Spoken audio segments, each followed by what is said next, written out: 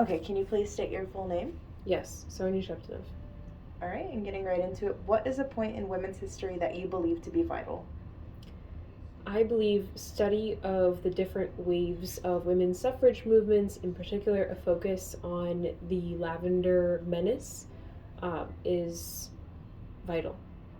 And can you tell me a little bit about the Lavender Menace? Yeah, absolutely. In just kind of more simple terms, it really was a kind of conflict of rhetoric, headbutting between lesbian activists who wanted their voices heard as part of the women's rights movement that was predominantly led by, um, if I'm remembering this correctly, it's predominantly led by leaders of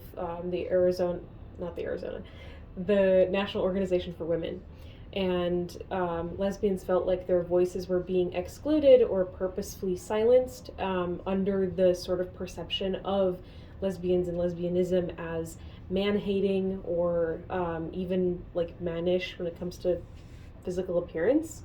Um, I think this is particularly interesting because if you look at um, just writings done by lesbians in the ages, a, a common train of thought is feeling a particular exclusion from your gender or feeling separate from womanhood. And then you look at events or you look at documented points in history like the Lavender Menace and you begin to wonder why.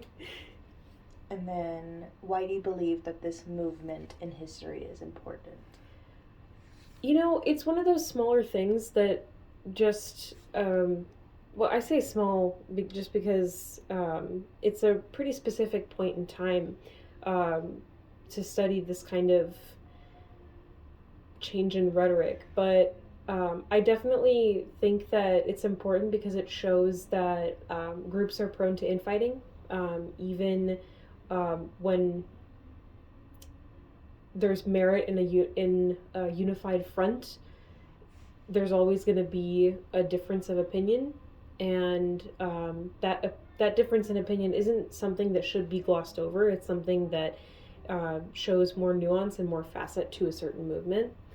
Um, and I think, for me as a person who's openly gender nonconforming, openly queer, um, I also just love to hone in on LGBT history because, we get crumbs of that. So, yeah. Do you believe that this movement has had positive or negative effects on, like, the way that this movement would have been perceived, like, in modern times? See, that's interesting. That's a really interesting question because that, I think the Lavender Menace was a point in time. I'm not sure which point of feminism it was, but it was somewhere between the first and second waves of feminism, which were largely centered around, I think, cisgender women, especially cisgender heterosexual women. So when you look at us now, we're kind of in this like post third wave where um, the form of feminism that we're embracing, I think you and I specifically, is intersectional feminism, including everybody. So I definitely think it would have been perceived differently because we just view gender differently. We view, I think, gender struggles differently. We organize differently in that some people, like older generations, might say that we organize less. Does that answer your question? Um, do you, like, we don't really hear about the Lavender Menace a lot in classes and history classes. Do you believe this movement has been ignored or overlooked? Um, I would say yes, and I don't say that with any sort of like moral designation. I do think it's, again, it's one of those smaller things that you really only focus on, like if you look at women's suffrage as a whole with a microscope. But I do think it's important, for like reasons I previously mentioned, and just it's rare to hear of like different types of people existing and like fighting and organizing. I think. I think if I learned about um, LGBT history as it overlaps with women's history, I think I would have had a much different experience, like growing up and just adapting to learning history in that sort of way. Should this movement be discussed more in history? Like, do you believe it should be more well known than it actually is? Sure. Once again, yeah, the just wherever LGBT history can be taught or discussed, absolutely. Is this movement important to you personally? Um, I think I would have. Yes, it is to a certain degree.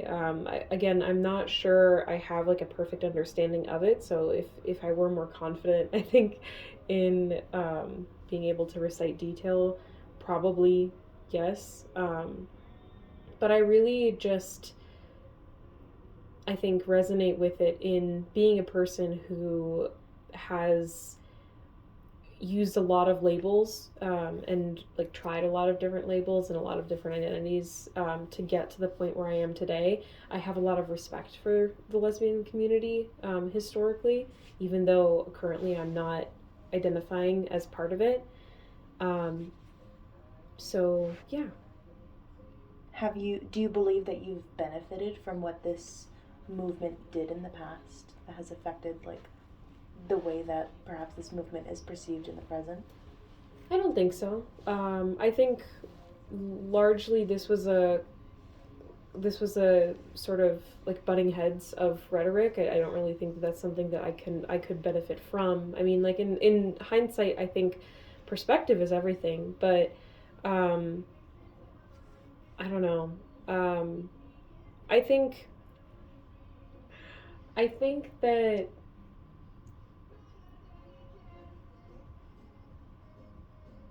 I think that this movement in particular just kind of